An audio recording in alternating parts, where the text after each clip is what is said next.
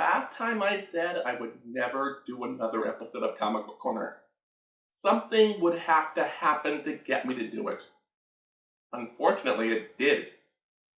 Last month, comics fans lost one of the true greats, George Perez. He was an artist and occasional writer best known for long stints on The Avengers, Justice League, Wonder Woman, and of course, the new Teen Titans. But his career in comics went far beyond those few highlights. So I wanted to present to you my personal top 5 George Perez comics that somehow slipped under the radar, or at least were somewhat less high profile than, say, Justice League Avengers or Crisis on Infinite Earths.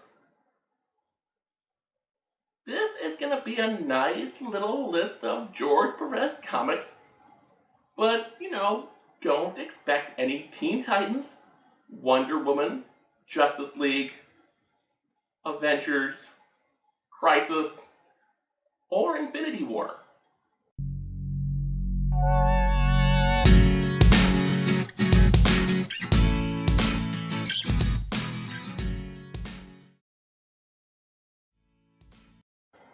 Number 5, Saxon Violins. When the artist of a comic is not the writer, they often have the thankless job of trying to bring the writer's story to life. And come to life it did. But this book should have been a failure before it even left the printers.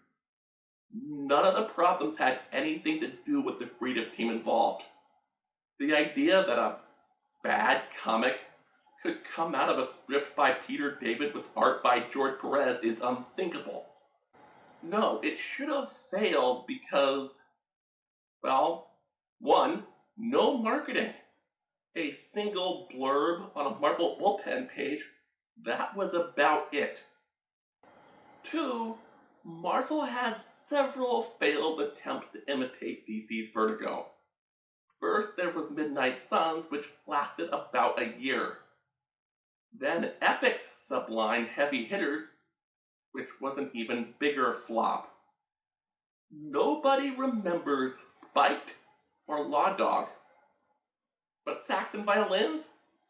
That lived on. Could some of that later success be placed on the fact that Peter David, the series co-creator, ported the characters over to other creator-owned projects he was working on? Maybe, maybe not. He did it as a sales gimmick, and that sort of thing only worked if there's demand for the characters in the first place. Which there was. But why? I'll tell you. The series is a superhero action noir with some satirical undertones. If the series was going to work, the art had to be fluid and action-driven, but not too superhero-y. The series is about 2 well-trained normal people dealing with some minor supernatural elements. It's a comedy, but not in that cartoony way of, say, Justice League International or Gru the Wanderer. It had to look enough like the thing that it was parodying that at surface level, it would seem that it was well within that genre. That way, he could subvert the tropes as he went along.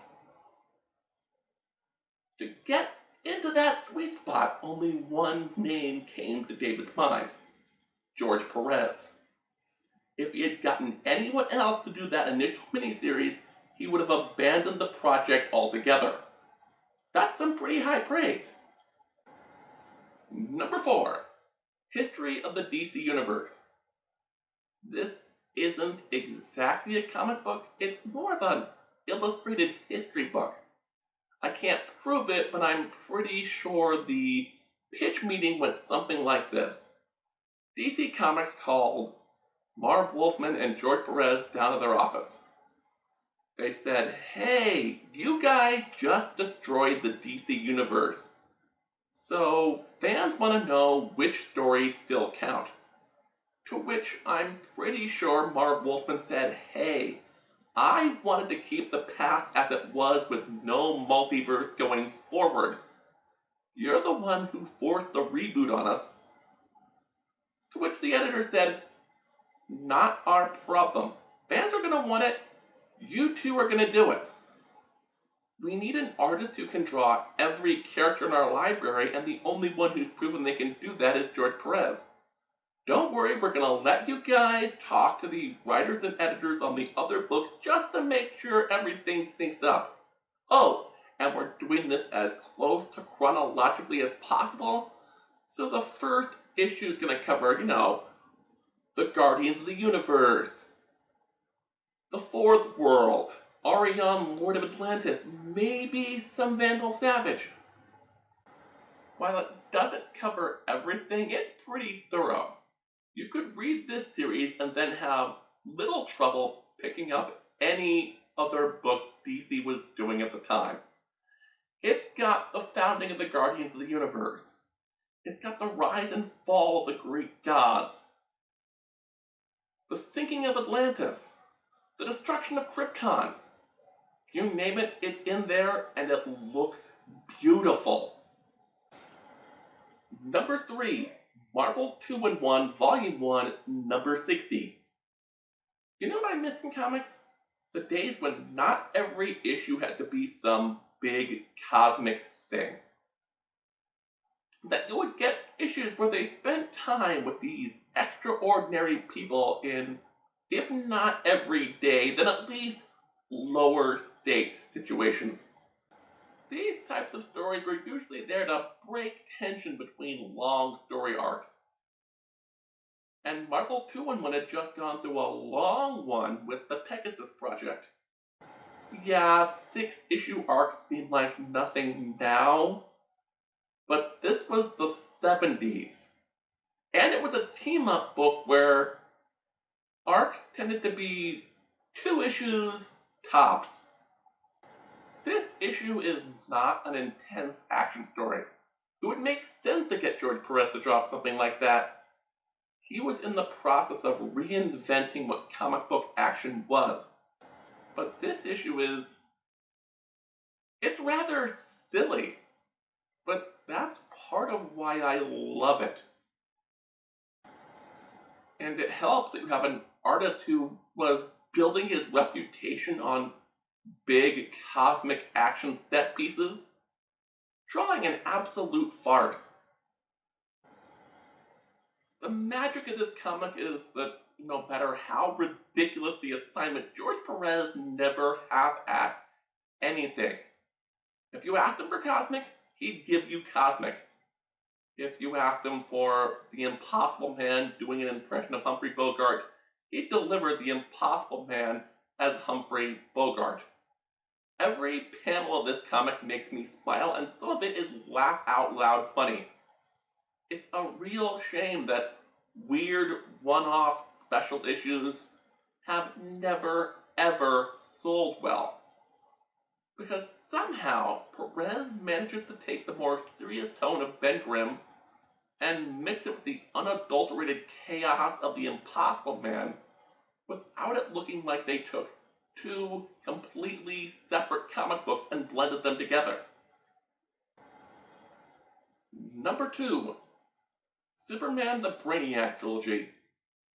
Action Comics 647 to 649. You might not be able to tell, but I'm sort of a Superman fan. And I'm an 80s and 90s kid, so the idea that I'd be a fan of the so-called Triangle era is sort of a given. What I like about this period of time is that Superman is still a stalwart defender of truth and justice, but he's not so overpowered that it is impossible to conceive of a viable threat to him. Given Perez's reputation for making the profoundly cosmic seem human and basic humanity to be of cosmic importance, putting him on a Superman title at this point in time sounds like the kind of decision that would take an editor, 0 seconds to make. But why this story? I think it's because another thing I love in comics is when a creative team will start their run with a lot of loose, tangled webs that you don't really know how they connect. But over time, they grow into something so much bigger. And that's what the Brainiac trilogy does.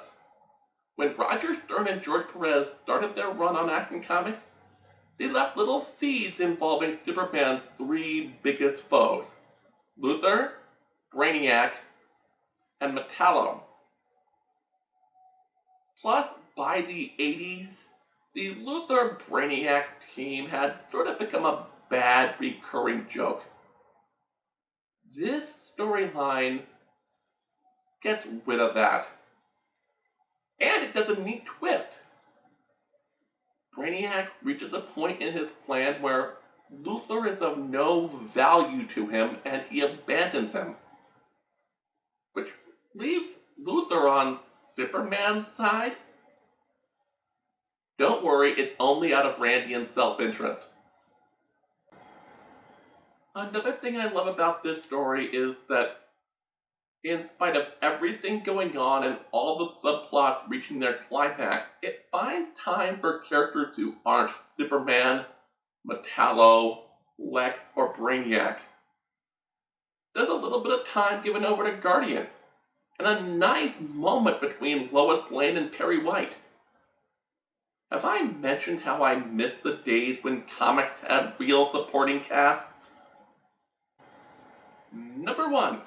Hulk, Future Imperfect. If you watched my video on my favorite long runs on a comic book, you know how I feel about Peter David's stint on Incredible Hulk. I don't need to repeat myself in a George Perez video.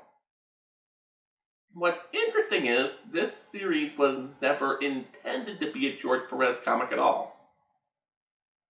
In 1989, Stan Lee and Moebius did a Silver Surfer graphic novel that sold really well.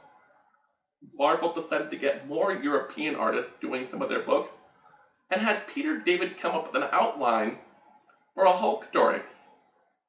Unfortunately, said artist was really slow and not producing anything that could ever fly in a mainstream comic. Peter David was already planning a sequel to the story. So Marvel said, fine, let's just have one of our freelancers do it. David said it had better be somebody big to justify the prestige format we talked about. Otherwise, I'll just do it as 4 issues of Hulk and call it a day. Somebody suggested George Perez. And that makes a lot of sense. The story has a lot of action, a lot of emotion, a lot of really strange backgrounds, and it's full of little tiny Easter eggs, which are all things George Perez loved to draw. You don't see the prestige format book much anymore these days. Hell, you didn't see them much in the 90s. You had to be doing something really special to get the prestige format. George Perez is more than up to the task, and because his work is being printed on high quality paper, even compared to the Baxter stock paper that was used on some of his Titan stuff, his art really pops here. But what I find truly hysterical is this. Some of the trades have Peter David's annotated script notes. Peter David asked for a crowd scene that included everyone but Waldo. Perez didn't just deliver, he over-delivered. Look very closely at this. Yeah, I'll let that sink in.